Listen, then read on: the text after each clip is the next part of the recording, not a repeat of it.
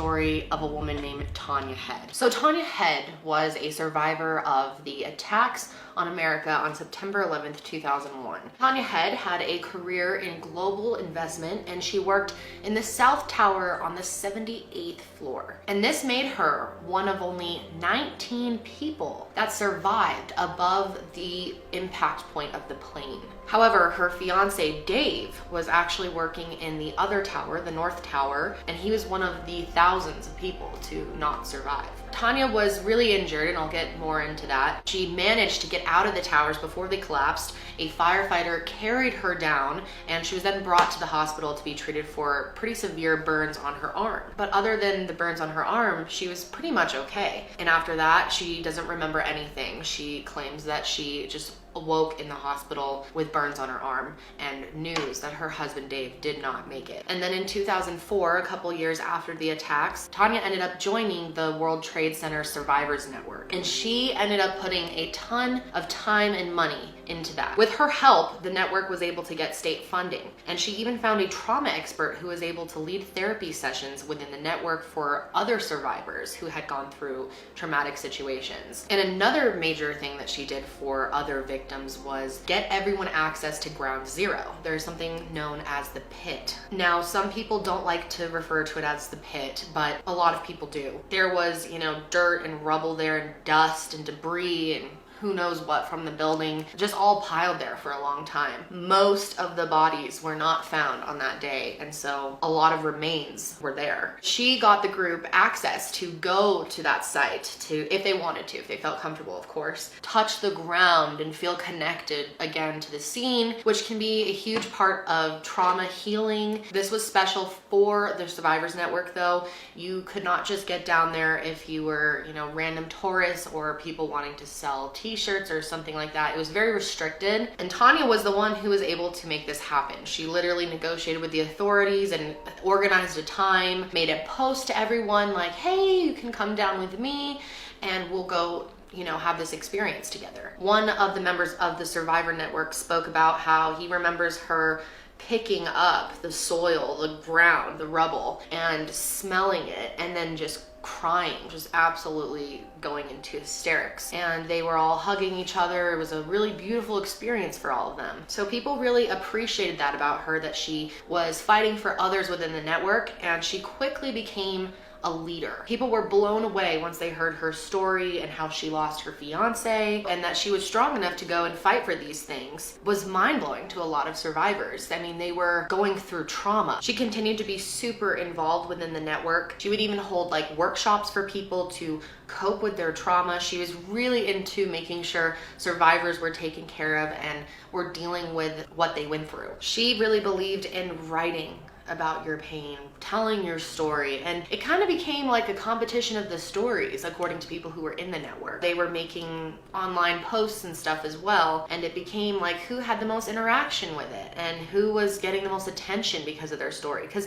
not every story is interesting and has many details to it, and she had many details, which I'll get more into that as well. But she would also send out these mass emails to the 500 plus people that were part of this network. One time she posted this long update to the whole group about how she had called the bridal shop that she had bought her wedding dress from. Remember, she's supposed to be getting married, and how she had to tell them to just go ahead and donate the dress. I mean, she had no use for it, right? But people were so into Tania and the drama around Tania and the love story behind her and Dave. She almost started becoming famous within the network, and it really got to the point where other members of the network almost became fans of Tania, and people wanted to be close to her, and she was leading the pack. However, the more that she started to share with people, which became more and more over time, there were more details added to the stories. They got more intense, more, things came to her head as she remembered new details, and people started kind of picking up on some inconsistencies. For example, she told a lot of people that she had lost her husband, while she told other people that it was her fiance.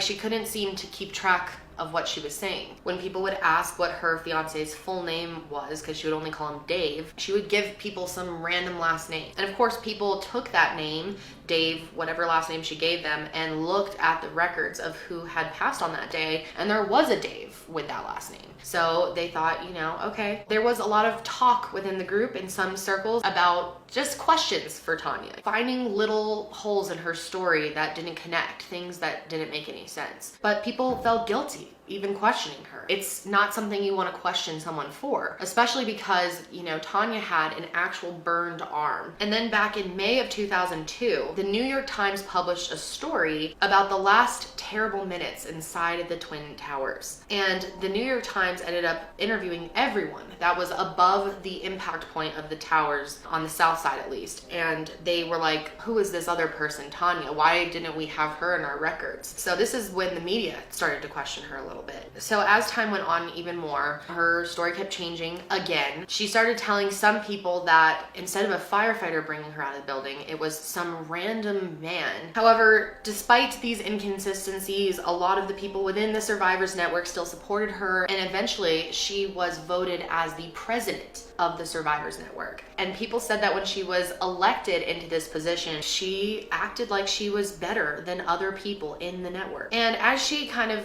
started to annoy more people started to poke holes in her story. The New York Times starts contacting other people within her story. They want to confirm some details. So they're like, tell us about your assistant, the one who was in front of you. Do you have her information? Do you have her name? Let's reach out to her family. How about, your fiance? Let's talk to his parents. Let's make a story on you. And it didn't start with the intention of an investigation. It was going to be about them highlighting her story. It didn't take long for her story to unravel. It was like immediately that they asked her who these people were, and she didn't have any names. And they started, questioning her and putting the heat on her a little bit. And she started wigging out. She started going to other members and saying, oh my God, they are trying to ruin my life. They don't believe my story. How dare they not believe my story? Crying, hysterics. People felt really bad for her, actually. Her friends within the network completely backed her up, and they felt sorry for her by being attacked by the media. So she starts emailing other people within the network being like, hey, don't talk about me to the media no matter what. It didn't take long for everything to come crashing down. Soon, the New York Times publishes a front page story on Tania Head and exposed her as being this giant liar. And this story blew up nationwide. There's a good chance a lot of you know about this story. It's very popular. People were just shook that there was a woman running around